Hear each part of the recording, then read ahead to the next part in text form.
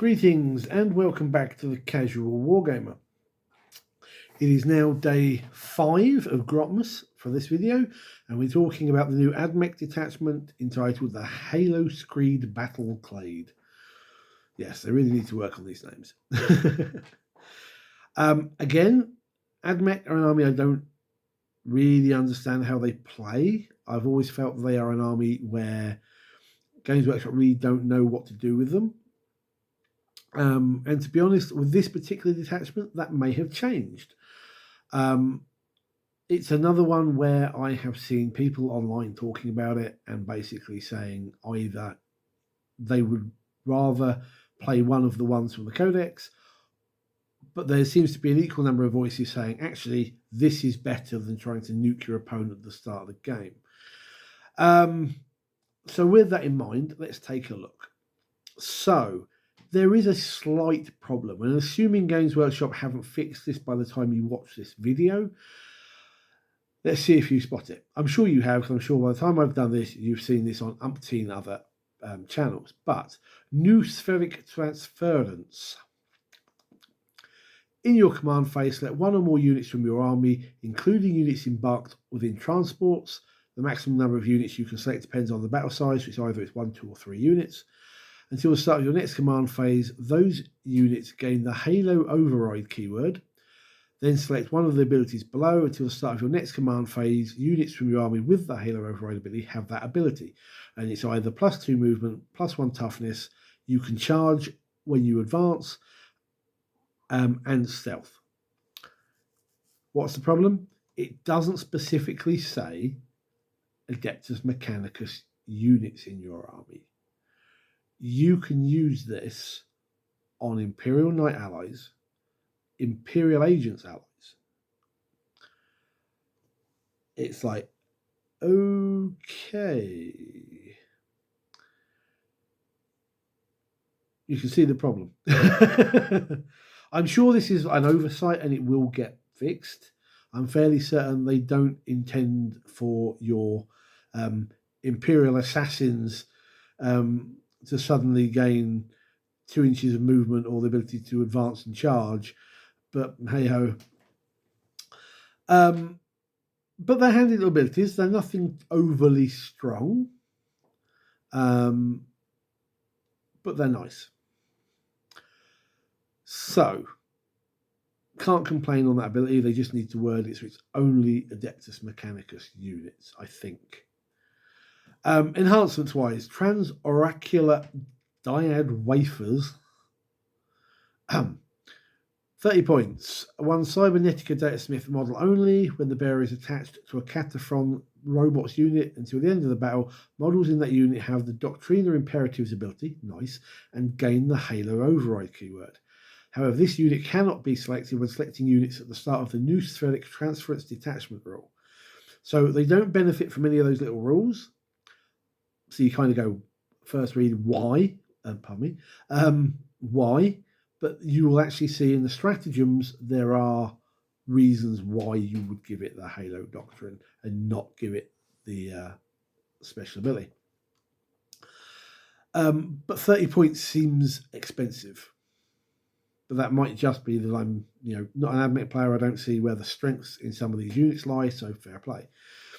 Cognitive Reinforcement, a hefty 35 points, which I think is a little high. One Admech model only, excluding Cybernetica Datasmith models, because presumably they get the other one. And the Conquer Imperative and Protector Imperative are both active for the bearer's unit. That's nice. Don't think it's 35 points, though. Sanctified Ordnance for 10 points. Add 6 inches to the range of characteristics of ranged weapons equipped by models in the bearer's unit, and each time a hazardous test is taken for that unit, you can re-roll the result. Okay, that's nice. That improves the shooting of the unit, and hazardous weapons not quite so bad. And then Inloaded Lethality, Tech Priest Dominus or Tech Priest Manipulus only, adds 3 to the attack characteristics of the bearer's melee weapons and 1 to the damage. So it's only them, it's nobody else, but that's not something to sniff at. At 15 points, not bad at all. So again, enhancements aren't too bad. Getting into the stratagems, this is where you start to see how it's working.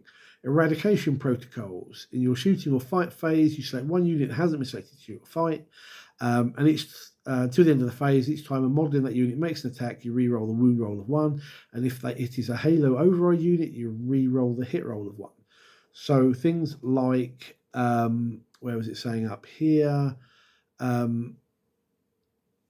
Your Castellan robots, for example, for the transoracular dyad wafers, they can't gain those little abilities for the detachment rule, but here you can give that a re-roll of 1 to hit and wound, which is really strong for a unit like the robots. Targeting override. In your shooting or fight phase, one unit from your army that has not been selected to shoot or fight again till the end of the phase. Each time a model in the unit makes an attack, an unmodified hit roll of 5+ scores critical hit. Nice. Certainly got uses for that. Neural overload.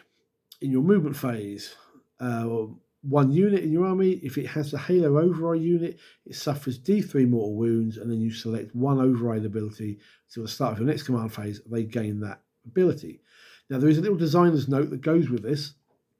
It says this means that if the targeted unit already has the Halo override keyword, it can be affected by multiple override abilities at the same time, but suffers mortal wounds to do so. So you could, in theory, get a couple of these going and hopefully keep the unit alive or model alive. If the unit does not have the Halo override keyword, it instead has the chosen override ability until the start of your next command phase, but does not benefit from any other override ability. Fair play. So that could be quite nice. It's only 1 CP, probably because of the mortal wounds. But okay, so that's an interesting one. Then we get aggressive impulse. In your movement phase, 1 Scorpius Dune Rider. Until the end of the turn, each time an Adeptus Mechanicus unit disembarks from that unit after it has made a normal move, it has the ability to declare a charge. So it makes your Scorpius Dune Riders assault vehicles. That's nice. I like that a lot. Why? Because I think it makes the army play a bit different. Simply the reason why. Guided retreat. In your movement phase, just after an Adeptus Mechanicus unit from your army makes a fallback move, they are then eligible to shoot and declare a charge on the turn in which it fall back. And if it has the Halo override keyword, it can re-roll the desperate escape test. So it's another detachment that's giving your units the option to do a tactical. My brain's not working. Like Space Marines, you've got the option to fall back out of combat, shoot and charge again. It's nice, but it's kind of, maybe it's just me, but it kind of feels a bit sad that that's 2 detachments in a row now. The yesterday's Thousand Suns and then this one that both get to copy a Space Marine tactical doctrine. But hey ho. And then lastly, you have the analytical divination. In your opponent's movement phase, just after an enemy unit ends a normal, advance, or fallback move, one Mechanicus infantry unit, excluding Cataphron units, that is within 9 inches of that enemy unit and not within engagement range of 1 or more, gets to either move D6 or, if it's Halo overridden, 6. So you can either keep up so they can't run away, or you can fall back and try and get behind cover or onto an objective, what have you. Nice. Okay, so thoughts on this. Again, I think there's some strength to this, but it also feels a much more balanced and friendly detachment. It has the option to do some nasty stuff, but it doesn't feel as strong as certain other AdMech detachments. So yeah, it gets a thumbs up for me. No complaints, It'd be interesting to see this on the battlefield. Unfortunately, we don't have many AdMech players locally, so trying to get through these detachments is a bit of a slog for me. But that's my thoughts. Haloscreed Battle Clade, that's how it works. Again, I think it's very balanced. Has the option for some strong moments. It's got some nice, not so specific stratagems, but it gives you enough option you can work around the ability that it's gives you with the new spheric transference and the Halo override keywords. So, what are your thoughts on this particular one? Am I right? Am I wrong?